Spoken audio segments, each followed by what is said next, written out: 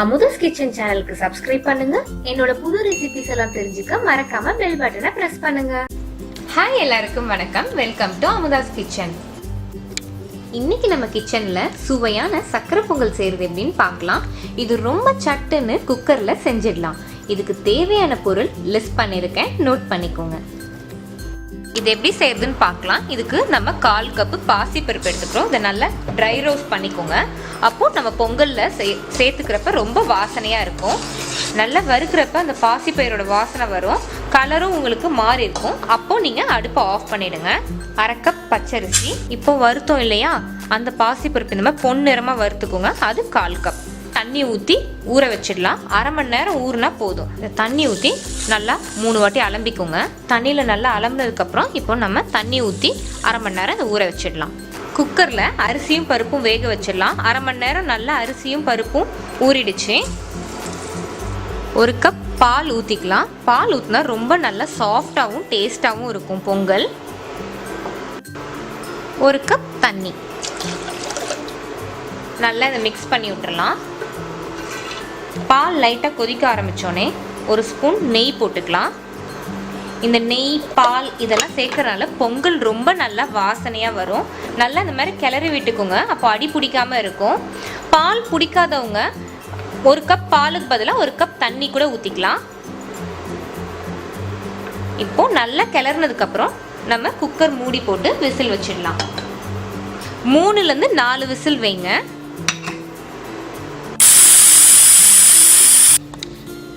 4 whistle வந்துடுச்சு. இந்த whistle ஆறட்டும். நம்ம அதுக்குள்ளே வெள்ளை பாகு காய்ச்சிக்கலாம். வெல்லம் காய்ச்சிக்கிறதுக்கு கொஞ்சமாக தண்ணி ஊற்றிக்கோங்க. 1/4 கப் நான் வெல்லம் எடுத்திருக்கேன். எந்த அளவுக்கு வெல்லம் டார்க்காக இருக்கோ அந்த அளவுக்கு சக்கரை பொங்கல் நமக்கு டார்க்காக வரும். நான் பவுடர் வெல்லம் எடுத்திருக்கனால ரொம்ப ஈஸியாக இது கரைஞ்சிடுது. கொஞ்சம் கட்டி வெல்லம்னா கொஞ்சம் நேரம் ஆகும். வெல்லம் நல்லா இந்த மாதிரி கொதிச்சு வரப்ப 1/2 டீஸ்பூன் ஏலக்காய் பவுடர் போடுறேன். ஏலக்காவையும் நல்லா மிக்ஸ் பண்ணிக்கோங்க. இதுக்கு பாகுலாம் அவசியம் இல்லை, நல்லா கொதிச்சு வந்தாலே போதும்.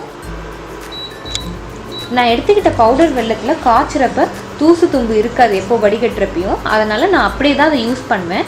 நீங்கள் எடுத்துக்கிற வெல்லத்தில் தூசு தும்பு இருக்கும் அப்படின்னா காய்ச்சினதுக்கப்புறம் அதை நல்லா வடிகட்டி எடுத்துடுங்க. இந்த மாதிரி கொதிச்சு வரப்ப நல்லா பொங்கலை இந்த மாதிரி மசிச்சு விட்டுக்கோங்க. இந்த அரிசியும் பருப்பும் நல்லா ஒன்றா மசிச்சுட்டு அதை இது கூட நம்ம சேர்த்துடலாம்.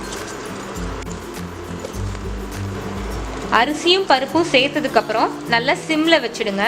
இல்லாட்டி சட்டுன்னு அடி பிடிச்சிடும்.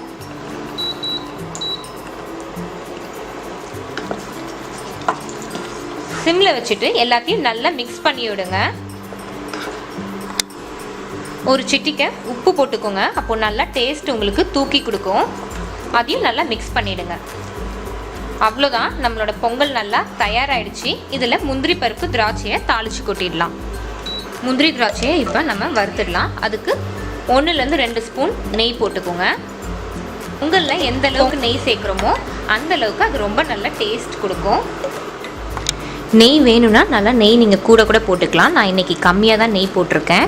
நெய் நல்லா காஞ்சோடனே அதில் நம்ம முந்திரி சேர்த்துடலாம். முந்திரி நல்லா இந்த மாதிரி பொரிஞ்ச உடனே காஞ்ச திராட்சை கொஞ்சம் சேர்த்துடலாம். முந்திரி நல்லா பொரிஞ்ச உடனே இந்த காஞ்ச திராட்சை போடுங்க. ஏன்னா சட்டுன்னு காஞ்ச திராட்சை உங்களுக்கு பொரிஞ்சிடும். அவ்வளோதான், நம்ம அடுப்பை ஆஃப் பண்ணிவிட்டு பொங்கல் கூட இதை சேர்த்துடலாம். இப்போ பொங்கல் கூட நம்ம இந்த முந்திரியும் திராட்சையும் சேர்த்துடலாம். நல்லா இதை சேர்த்ததுக்கப்புறம் கலக்கி விடுங்க.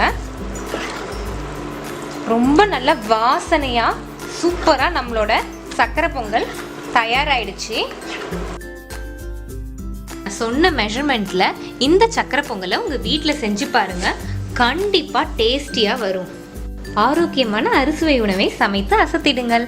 இந்த வீடியோ பிடிச்சிருந்தா லைக் பண்ணுங்கள், ஷேர் பண்ணுங்கள்.